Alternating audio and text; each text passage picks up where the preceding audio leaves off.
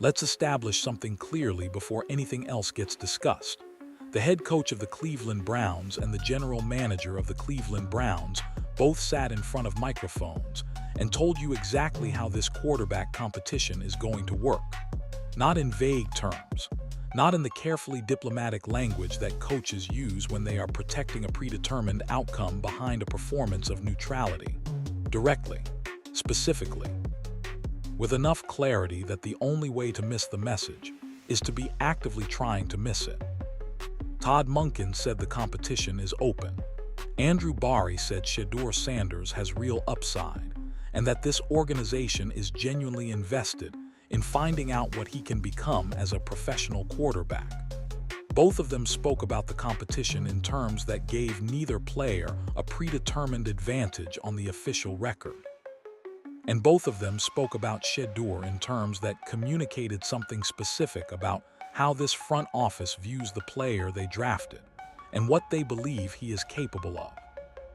And then Tony Grossi declared Watson the starter and Dillon Gabriel the backup, after 3 days of voluntary minicamp, before a single padded practice had taken place, before any competitive evaluation had happened under conditions that mean anything to a serious football evaluation. And Mary Kay Cabot picked right up alongside him with the same predetermined conclusion dressed up as analysis, the same pattern she ran throughout last season, the same agenda pushing Watson forward and Shedeur back regardless of what the evidence actually showed. These two local media figures looked directly at what the head coach and general manager said publicly and decided their own read on the situation was more accurate than the people actually inside the building making the decisions. That is a specific kind of confidence, and the season ahead is going to test whether that confidence was earned or whether it was just the latest installment in a pattern of coverage that has consistently chosen narrative over evidence when it comes to Shedeur Sanders. Joe Hayden, a former Browns defensive back who actually played professional football at a high level and actually suited up for this franchise, weighed in on the competition with something that has been genuinely rare in this conversation: honest engagement with the actual football record rather than predetermined conclusions delivered ahead of the evidence. So let's go through all of it, what the organization actually said, what Grossi and Cabot are pushing, and why it falls apart under examination. What Hayden's honest football read actually looks like when you strip the diplomatic qualifications away. What the scoreboard from last season says about both quarterbacks. And why the investment argument, the one built around $200 million already spent and $46 million still on the table, is significantly weaker than the people making it seem to believe. Start here because this is the foundation everything else either builds on or contradicts. When an organization's head coach and general manager make public statements about a quarterback competition, those statements carry a specific kind of weight that no beat writer's opinion can match. The coach and GM are inside the building every day. They are watching every rep. They are having the conversations that shape the direction of the franchise.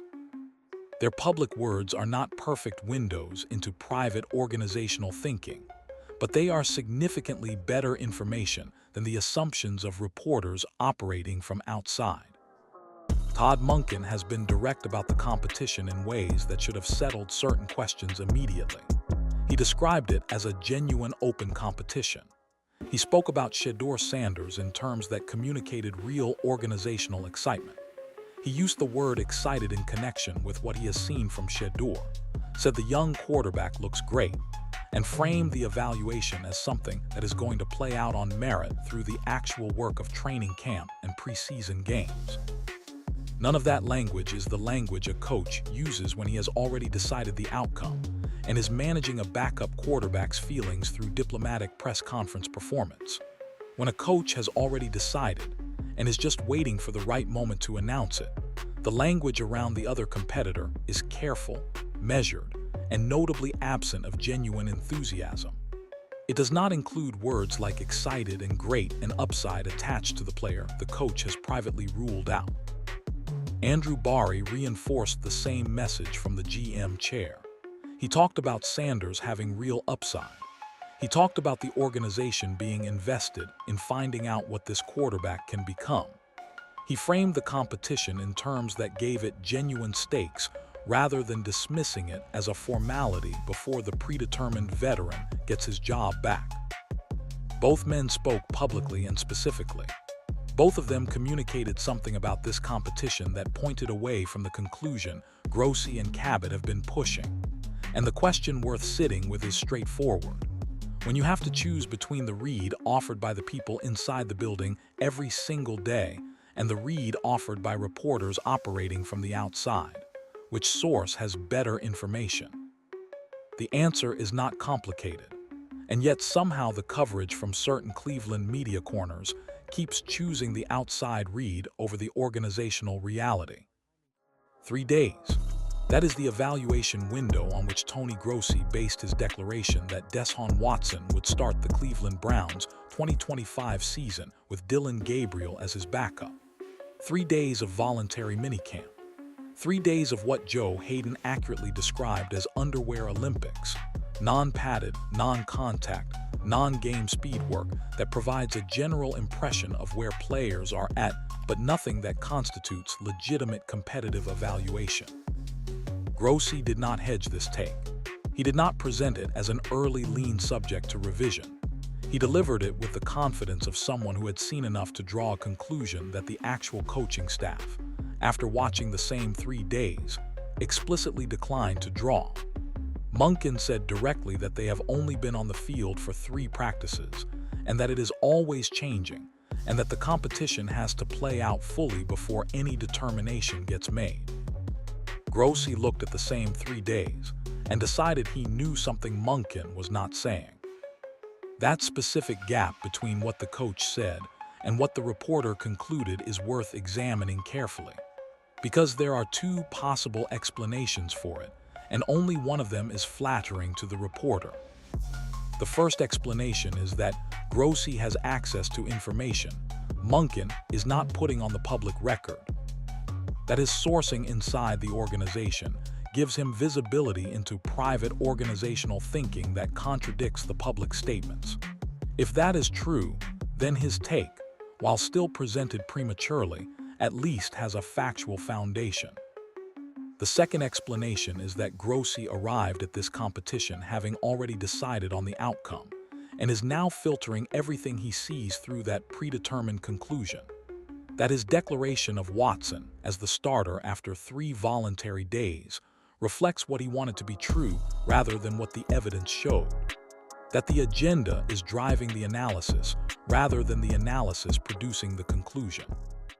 Given the pattern of coverage over the past season and a half, given the documented history of pushing Watson and undermining Shedeur, given that this exact same declaration was made after 3 days when Monken was explicitly saying it was too early to know, the second explanation deserves serious weight. The receipts on Grossi in this specific area are not ambiguous. He has been consistently wrong about Shedeur Sanders. He used a natural arm soreness response from a young athlete as a character attack last season. He pushed Watson as the solution to problems Watson himself created. He has positioned himself repeatedly on the wrong side of what the organizational evidence actually shows. And now he is 3 days into a voluntary minicamp, declaring outcomes that the head coach will not declare after watching the same work. At some point, the track record becomes the story, and Grossi's track record on this specific subject is not one that earns the confidence his declarations require. Mary Kay Cabot's involvement in this conversation follows the same architecture it followed throughout last season. Arrive at the predetermined conclusion, work backward towards supporting evidence, distribute through a credible platform with the authority of a lead beat writer behind every word. Last season, the predetermined conclusion was that Shedeur was undisciplined, narcissistic, and overrated, while Dillon Gabriel represented a legitimate alternative worth serious consideration.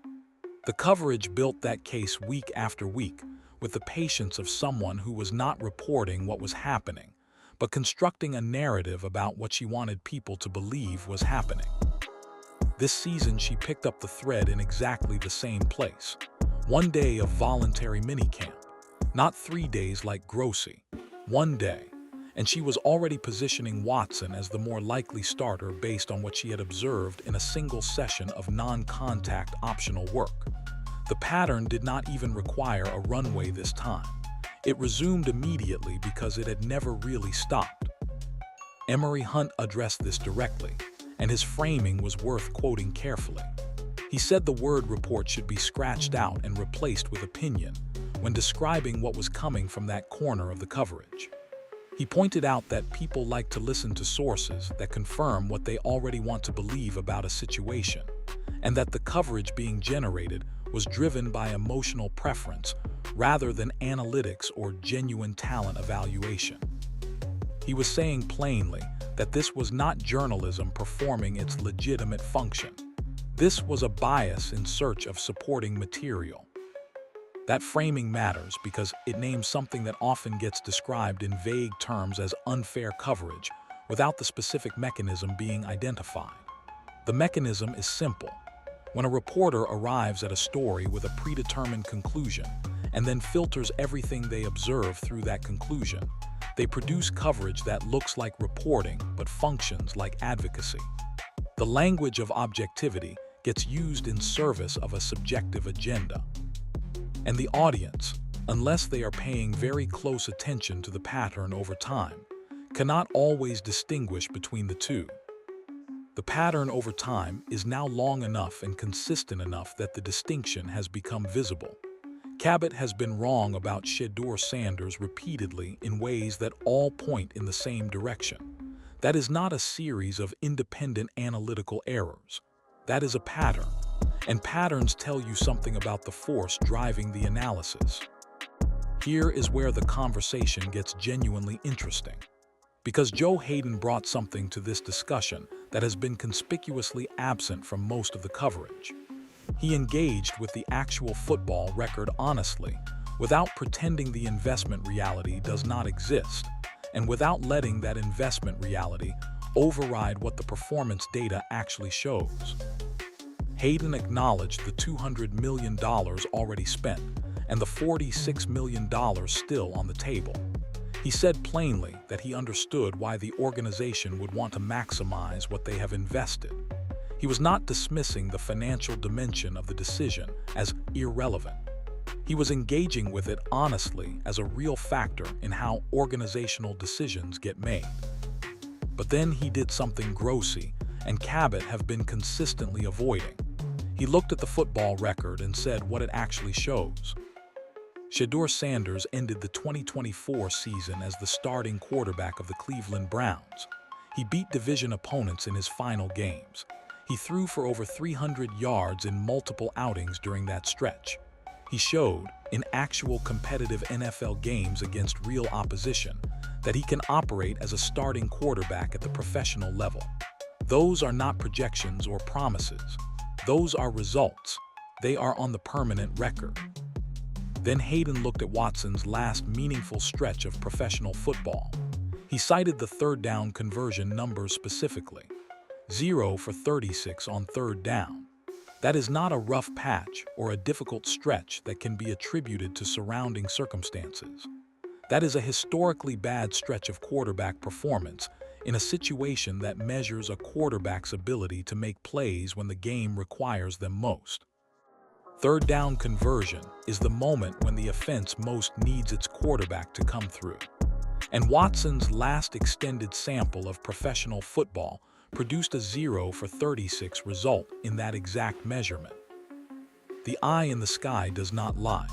That is how Haden framed it, and he was right. Whatever narrative gets constructed around Watson's potential return to form, whatever optimistic projection gets built around what he might look like if healthy and operating in a new system, the performance record from his last meaningful stretch of football is what it is. It cannot be argued away. It sits there in the box scores permanently, and it says something specific about what Watson's recent football has actually looked like when the games mattered. Hayden's conclusion was balanced in the way that a former player's take often is. He acknowledged the investment argument. He acknowledged that if Watson wins the competition, there may be opportunities for Shedeur later. He acknowledged that both quarterbacks deserve genuine reps and genuine evaluation. But underneath all of that diplomatic balance was an honest football read that pointed clearly in one direction. Shedeur, based on how he ended last season and what the third down data shows about Watson's last stretch, has the upper hand on the actual football merits. He just said it carefully because that is how former players navigate these conversations when they have ongoing relationships with the league they came from. Let's put the actual performance data on the table, because it keeps getting omitted from coverage that prefers narrative to evidence. Shedeur Sanders ended the 2024 Cleveland Browns season as the starting quarterback. That is not a projection. That is a fact. He was the quarterback on the field when the season concluded. He was not benched for poor performance in those final weeks. He was not replaced by Watson or Gabriel or anyone else. He was the starter. And in his final games, he was throwing the ball down the field, producing over 300-yard performances and beating division opponents. That is the baseline.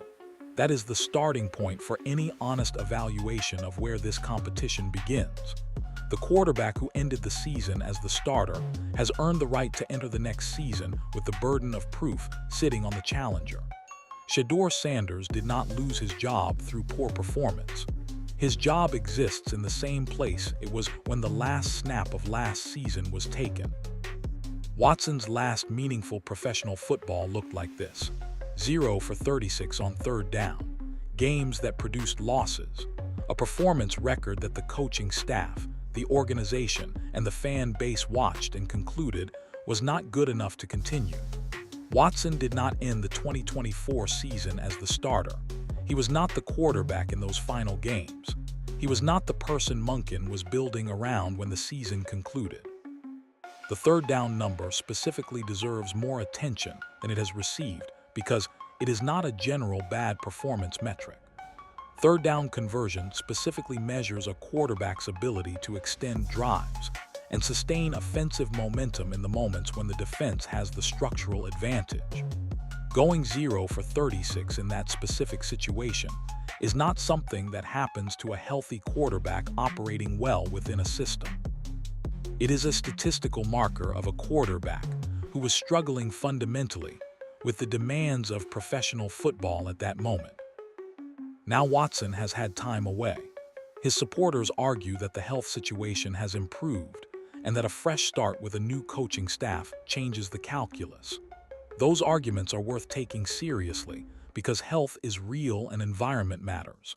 But the argument requires you to believe in a significant recovery based on evidence that does not yet exist in competitive game conditions.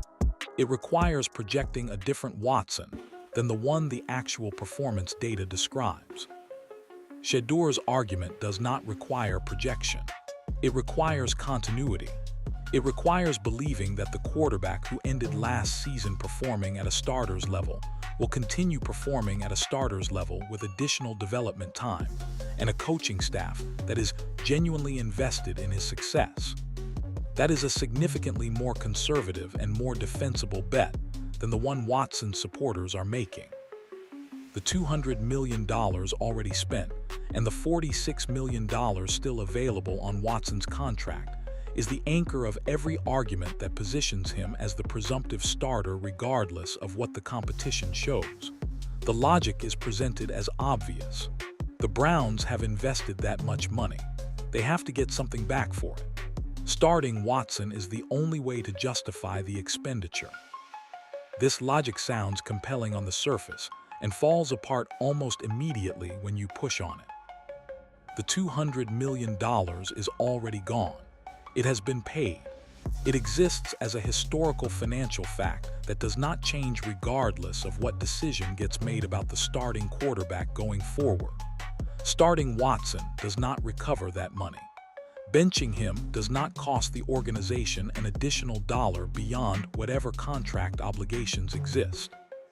The money spent is a sunk cost and sunk cost reasoning. The decision-making pattern that throws good resources after bad because walking away feels like admitting the original investment was wrong, is one of the most consistently destructive forces in organizational decision-making across every industry. The question the Browns front office actually has to answer is not how do we justify what we spent. That question has no useful answer because the money is spent, and the answer does not change anything.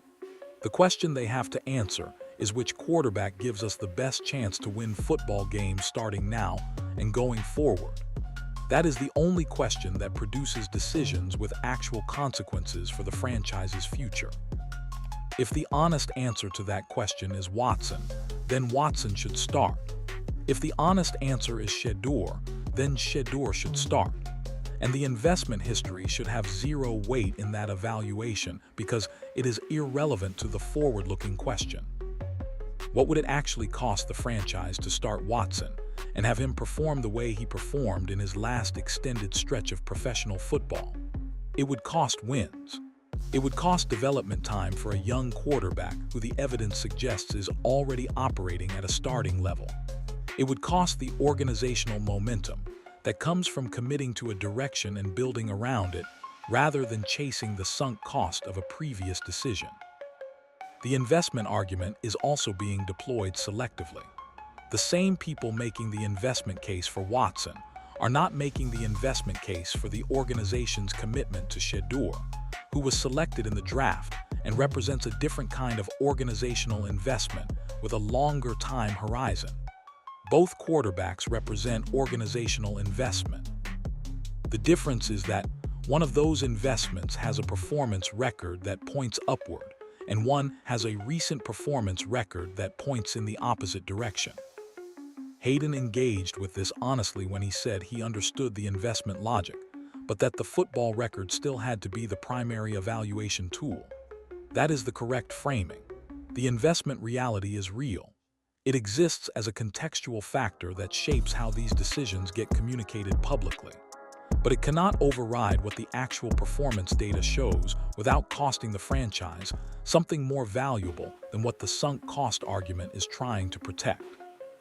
Here is the simplest version of the argument that somehow keeps getting lost in the noise. When you have to choose between the organizational leadership's public statements and a beat reporter's analysis, one of those sources has dramatically more relevant information than the other.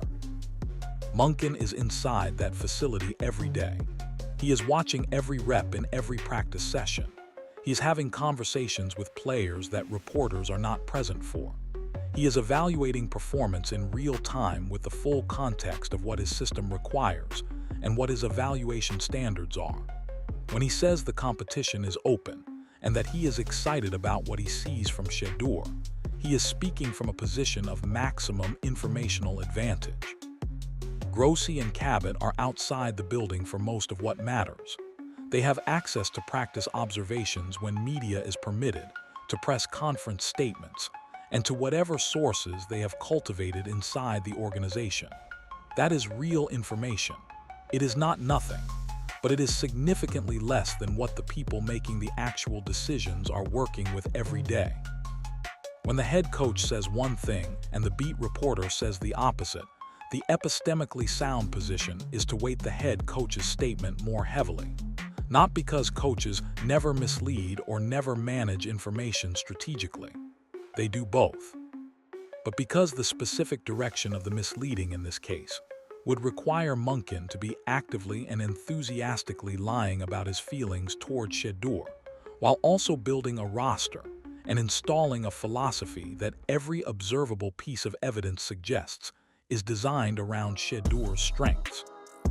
Monken spoke positively about both quarterbacks. He has not said anything negative about Watson publicly. He has not dismissed the competition or suggested Watson cannot win it. He is running the evaluation the way a professional coach runs an evaluation. And within that framework, he has consistently used language about Shedeur that communicates genuine organizational investment rather than diplomatic management of a backup's feelings. The fact that Monken is speaking highly of both quarterbacks does not, as some coverage has suggested, undermine the case for Shedeur. It reflects professional process. A coach running a legitimate competition does not publicly tank one competitor's confidence while boosting the others. He evaluates both seriously, and he speaks about both in terms that allow the competition to develop with genuine stakes. That is not evidence that Watson is ahead. That is evidence that Monken is doing his job correctly. What matters is the totality of what Monken has communicated: the roster construction, the philosophy statements, the specific language around what this team is building toward, the weapons acquired, and who those weapons are designed for. All of that adds up to a picture that the press conference language about both quarterbacks competing fairly does not contradict. It is the full picture that tells the story, and the full picture has been consistently clear. Joe Hayden said something that should have ended several conversations immediately. He said he had never talked about a quarterback battle in May, and that doing so makes no sense. He is right. And the fact that this specific point got made by the former player rather than the reporters covering the team says something about whose perspective is grounded in the actual realities of professional football evaluation. Quarterback competitions get decided in padded practices, in training camp sessions where players are actually hitting each other, and the game speed comes closer to what regular season Sundays require. In preseason games where the lights are on, and the performance either shows up under pressure or it does not. In the film sessions that follow those practices and games where coaching staffs evaluate decision-making under conditions that mean something. 3 days of voluntary minicamp in May produces something. It produces a general impression. It shows who is in shape, who has been working in the offseason, who carries themselves with confidence in the early non-contact environment. It is data. It is just not the data that determines who starts in September. Grossi's declaration and Cabot's positioning after those 3 days is not just premature in a general sense. It is specifically premature in a way that reveals the agenda driving the analysis. A reporter genuinely evaluating the competition and genuinely unsure of the outcome does not declare a winner after 3 voluntary days. A reporter who has already decided the outcome and is looking for early material to build the narrative around does exactly that. The competition that actually matters has not happened yet. The padded practices have not happened. The training camp battles have not happened. The preseason games have not happened. And Shedeur Sanders, the quarterback who ended last season as the Cleveland starter and beat division opponents in his final games, has not yet had the opportunity to go out in full competitive conditions and show what he looks like with a coaching staff that is genuinely invested in his development, and a receiving core designed around the strengths that made him worth selecting in the first place. That opportunity is coming, and when it arrives, the declarations made after 3 days of voluntary minicamp are going to either look prophetic or look like exactly what Emory Hunt identified them as: emotion and preference driving conclusions that the evidence did not support and still does not support. Rookie minicamp arrives shortly, then training camp, then preseason games, then the regular season. Each stage produces more evidence and reduces the space for predetermined narratives to operate without being directly contradicted by what happens on the field. Grossi and Cabot are now on record with a specific prediction. Watson starts. Gabriel backs him up. Shedeur, by implication, is not the answer the organization's leadership has publicly suggested he might be.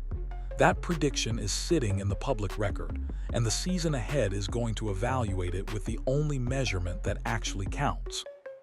What makes this particular moment in the story significant is not just the prediction itself, but the context surrounding it. The head coach said the competition is open and that he is excited about Shedeur. The general manager talked about real upside and genuine organizational investment. A former Browns player with real credibility looked at the football record and said the third down numbers and the way last season ended gives Shedeur the upper hand on the actual merits. Emory Hunt identified the coverage as emotion-driven rather than evidence-driven. All of that context exists in the same space as Grossi's declaration and Cabot's positioning.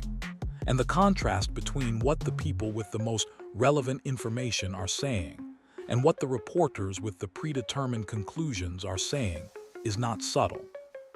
The season is going to settle this. Monken is going to call it in training camp according to Hayden's read on the timeline. And when that call gets made, it is going to be based on what happened in padded practices and preseason competition, and not on what two reporters decided after 3 voluntary days in May. Shedeur Sanders ended last season as the starting quarterback of the Cleveland Browns. He beat division opponents. He showed what he looks like when operating with genuine momentum in a professional environment. He did that while carrying a level of organizational hostility, a media environment working against him, and a coaching situation that the evidence suggests was not fully invested in his development from the beginning. The situation heading into this season is different in every variable that matters except one. The football record that Shedeur built under those difficult circumstances is still the most recent data available on what he looks like as a starting NFL quarterback. And that record points in a direction that the people inside the Browns building have acknowledged publicly. Tony Grossi and Mary Kay Cabot are writing checks with their declarations. The scoreboard is coming, and it does not care about predetermined narratives or investment arguments or takes delivered after 3 days of voluntary work. It cares about what happens between the lines when the competition is real and the evaluation is honest. Based on everything the evidence shows and everything the people actually inside this organization have said publicly, those checks are going to be very difficult to cash. Do you think Shedeur wins the starting job and proves Grossi and Cabot wrong? Drop your take in the comments. Subscribe and turn on notifications. Rookie minicamp coverage is coming, and we are not missing a single moment.